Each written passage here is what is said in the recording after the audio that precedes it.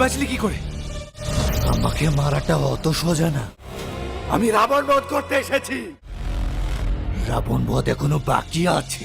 গল্প শুরু করেছিস তুই। এন্ডিং করব আমি।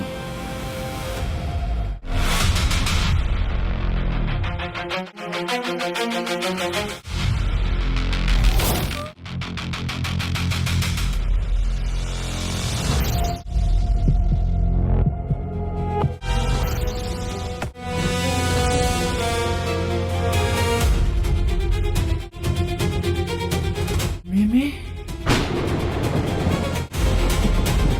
মা চলে গেল, এখন তুই ছাড়া আর আমার আপন বলতে কেউ রইল।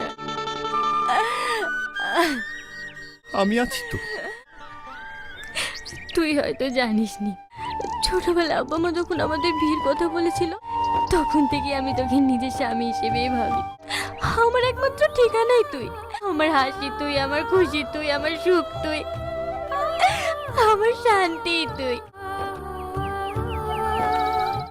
এমন একটা মানুষ যাকে যারা আমার জীবনের কোনো মূল্য নেই।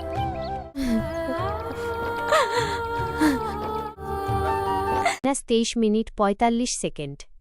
গল্পের প্রথম অংশে দেখা যায় কৌতুক আর প্রেমের এক মজার মোড়ক। নায়িকা মিমির সাথে নূরের দেখা 2:36। হালকা প্রেমের আড়ালে যখন নূরের পরিবার বিয়ের প্রস্তাব নিয়ে মিমির বাড়ি যায়, সেখানে শুরু হয় আসল টুইস্ট। 8:42। মিমি নূরকে ভালোবাসলেও সরাসরি তা স্বীকার করে না।